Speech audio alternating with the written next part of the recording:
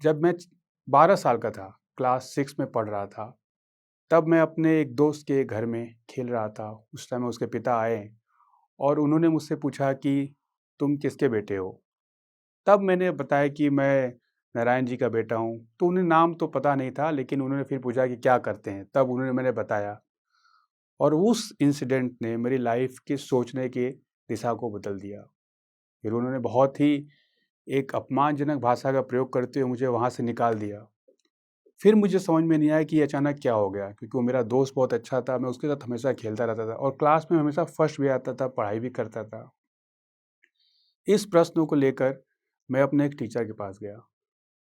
उन्होंने मुझे बताया कि कोई भी समृद्ध और तथाकथित ऊंचे वर्ग के लोग तुम्हें अपने घर में अपने बच्चों के साथ नहीं आने देंगे। कोई भी नहीं चाहेगा कि किसी रिक्शा चलाने वाले, ट्रॉली चलाने वाले, इस टाइप के लोगों के बच्चे के साथ कोई आए, जो कि मुझे तब भी समझ में नहीं आया। तो मैंने उनसे ये प्रश्न तब भी पूछा कि कैसे बैकग्राउंड बदलते हैं?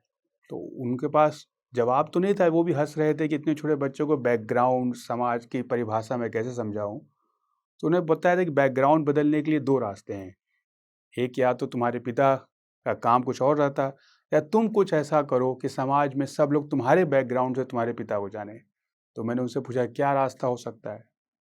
तो उन्होंने बताया कि या बिज़नेस करो, बहुत बड़े बिज़नेसमैन बन जाओ, खूब पैसा कमा लो, या दूसरा रास्ता है जो भारत की सबसे प्रतिष्ठित परीक्षा है, इंडियन एडमिनिस्ट्रेटिव सर्विस, उसको पास कर लीजिए। और उन्होंने बिल्कुल ये मजाक में ही बोला था, अगर तुमने इसको पास कर लिया तो तुम्हें अपने बैकग्राउंड की चिंता की कोई ज़रूरत नहीं है।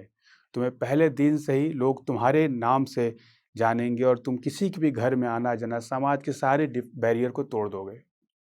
उसी दिन मैंने डिसाइड किया था कि मुझे आईएएस को ही निकालना है, क्लास 6 से। और मुझे कोई रास्ता नहीं पता था, बुक्स नहीं पता थी, कुछ भी आइडिया नहीं था कि क्या करना है। लेकिन मुझे ये पता लगा कि इसके लिए पढ़ाई करनी पड़ती है। क्या पढ़ाई करनी पड़ती है ये भी नहीं पता। फिर मैंने किसी से पूछा तो उन्होंने बोल दिया तुम न्यूज़पेपर पढ़ा करो। तो न्यूज़पेपर के लिए मैंने अपने सिस्टर से पूछा। मेरी 3 सिस्टर थी और एक बड़ी वाली सिस्टर तो शादी भी हो चुकी थी तब तक। तो दोनों सिस्टर से मैंने पूछा कि न्यूज़पेपर कैसे लें? न्यूज़पेपर उसमें 3 बनारस में मेजर थे, दैनिक जागरण और आज। दैनिक जागरण थोड़ा महंगा था, 3 रुपए का आता था, आज 1 रुपए का आता था। तो फिर मैंने बहुत खोजा तो मेरे बगल में एक डॉक्टर थे। उन्होंने मुझे एक पेपर, वो शाम को अपने क्लिनिक से आते थे और पेपर लेके आते थे। तो मैं शाम को वेट करता था कि जब आएँगे तो मैं पेपर लूँगा, इनसे पढ़ूँगा। वो भी समझ नहीं पाते थे कि इस बच्चों को अचानक न्यूज़पेपर की कहाँ से टेंशन आ गया। लेकिन वो फिर भी मुझे देते थे, शाम को आते थे, मैं न्यूज़पेपर लेके वापस उनको रखता था।